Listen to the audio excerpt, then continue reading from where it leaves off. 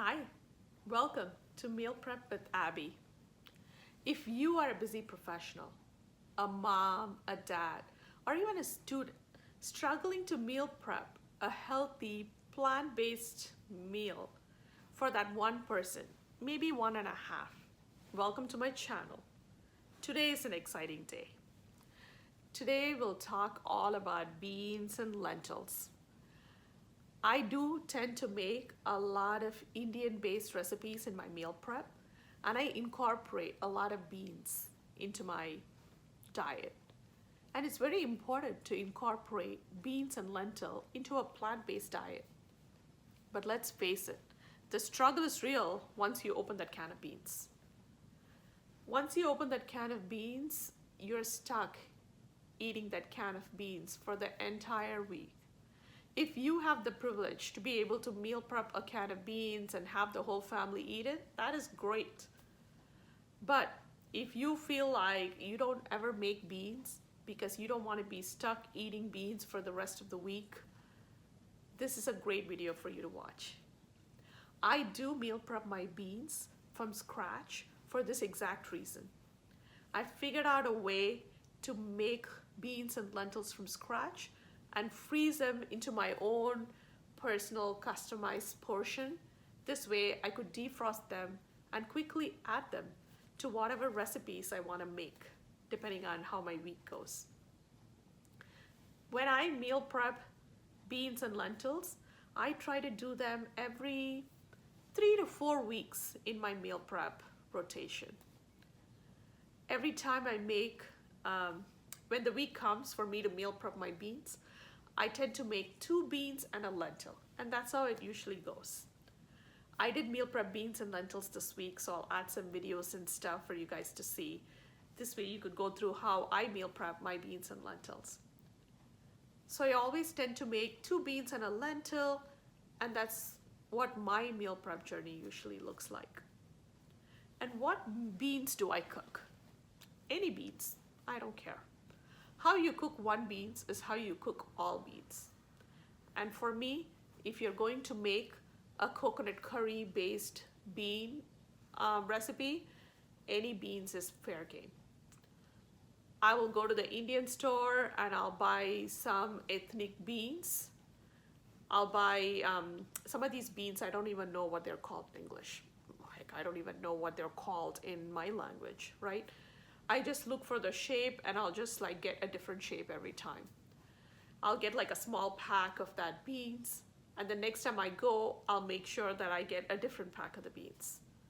I also get beans and lentils from the Asian market, from the Mexican stores, because they tend to have pinto beans and like some other kind of beans that Indian stores usually won't have. So I do tend to get a lot of beans and different kind of lentils, and I'll just try different things. So how do I cook my beans and lentils? I use an Instapot and the insert. I'll just put a video over here. The Instapot and the insert is what I use to make my beans and lentils, and it's pretty simple and straightforward. I know it feels like it's overwhelming to even hear that I cook my beans from scratch, but it's just layers of prepping and then you're done. Once you get into a routine of making these beans, it'll get so easy for you when you cook to pull those beans out and make your food. It's just like opening a can of beans. So I rinse out, I soak my beans overnight, and that's what works best for me. Beans need to be soaked at least 8+ hours. Lentils that are like full lentils intact, with the husk on, needs to be soaked for 4+ hours. And then if you're just using dal, which is like more of a processed polished lentil, they usually can be soaked for an hour or not. Dal is easier to cook, and dal is what I'm making here. On the top portion I'm going to make dal. So dal gets cooked so easy. It doesn't have to be soaked and stuff.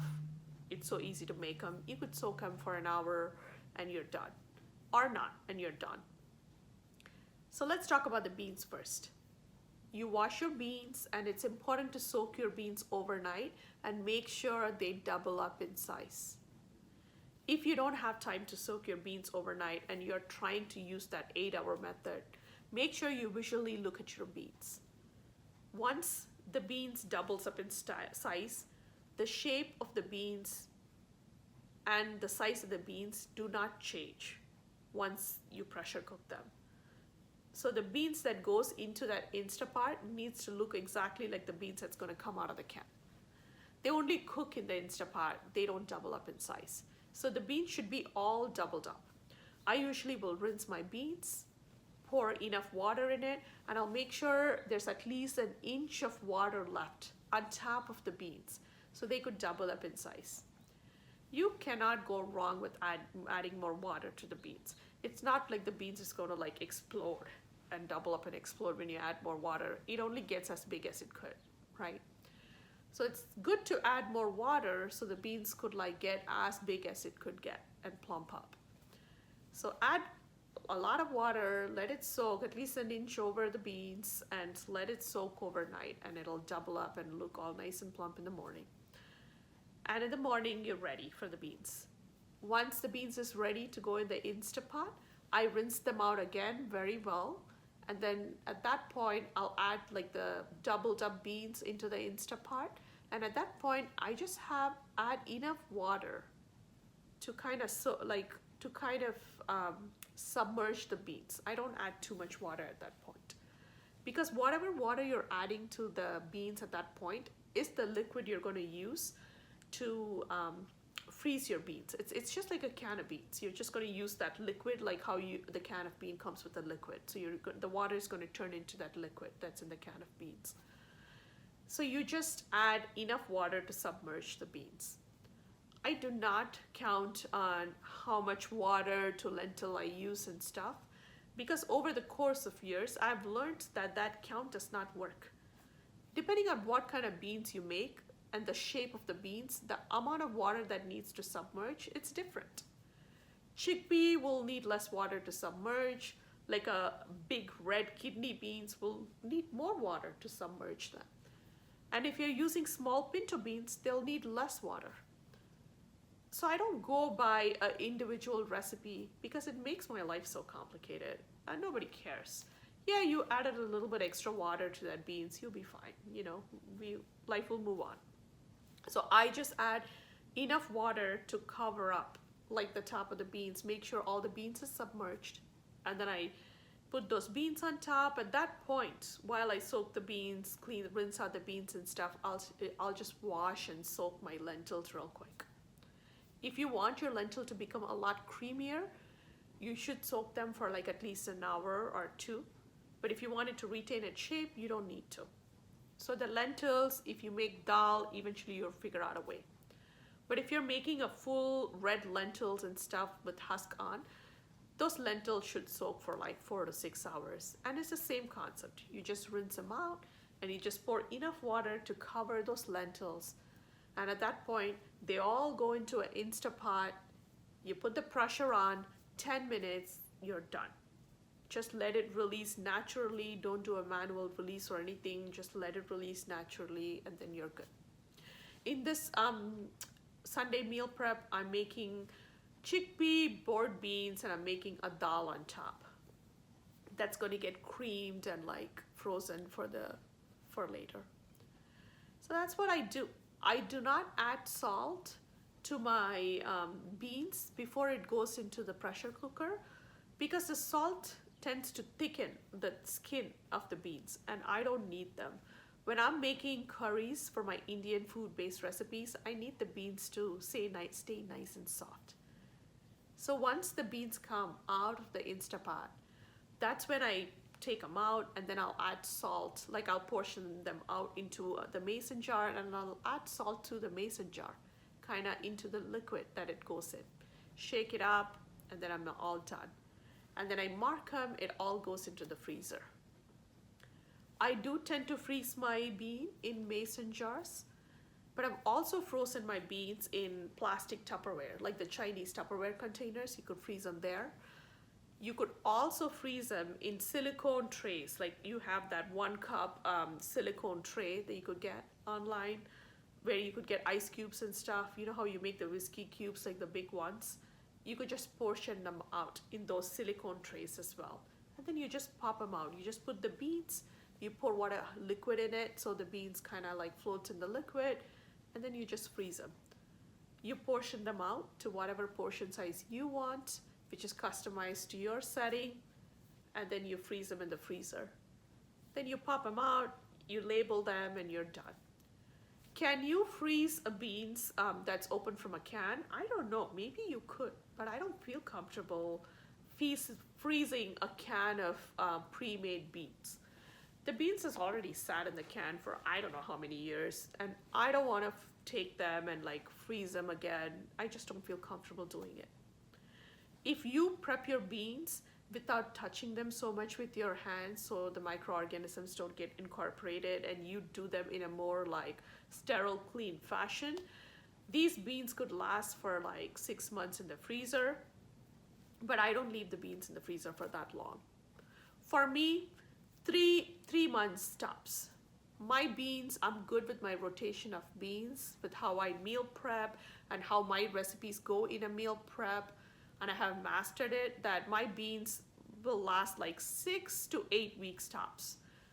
I'll like have 2 different beans every time I make them. So I'll have like at least 4 beans in my freezer at any given time. So I could rotate my beans and eat different kinds of beans on different days. So I rotate them. I would not I would use up all my beans in 3 months that I feel comfortable. Anything more than 3 months, let's be honest, when we are meal prepping and like we're all meal prepping in a rush, we're all exhausted.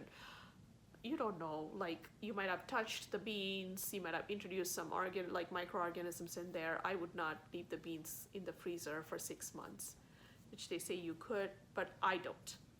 I use them up within like 6 to 8 weeks. Sometimes I'll do up to 3 months, and that's a max I do. So you could like put them all in an ice cube tray, pop them out into Ziploc bags, write the date on it, and like you just freeze them in the freezer. That's it, your beans is ready to go. If you follow this, you are able to rotate through your own like personal bean collection, like whatever kind of beans you want to make, you could rotate them through. And you could make lentils and dal and like incorporate them into your recipes. If you guys are interested in how I make my beans and dal and stuff, I do make quick recipes. I'd be happy to share them with you. I usually make my beans into like a coconut curry based or onion curry based like recipes, like Indian curry recipes. I'll sometimes take these beans, rinse them out, spice them with my like seasoned salt, and I'll throw them in the air fryer, crisp them, and then use it on my salad, and they're really good. Especially chickpea works very well when you like make them like that. Sometimes I'll take my lentils, I'll make soup out of it, I'll add curry powder to my dal, and I'll make like a curry, like a soup with it. Sometimes I'll have it with my roti or add it to my, I make idlis and stuff, and I'll add them. I'll maybe post some of my other videos at the end of this, so you guys could see what are the kind of things I make with those beans, and I'll be happy to share recipes with you guys if you guys are interested. But meal prep is a very personal journey. It's important that you guys sit down and think about what you eat, how you want your recipes to look, and make it personal to you. Try your routines. Hopefully you could take my tips and tricks on how I make my beans, freeze my beans, and portion control. So you could take these ideas and make them your own.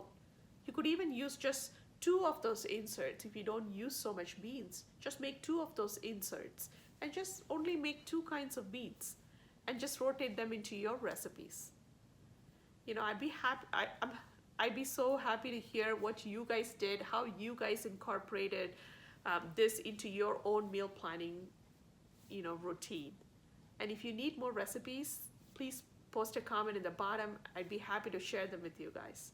Hopefully, you guys are able to meal prep your beans the way you want to make it. Thanks for listening. Bye.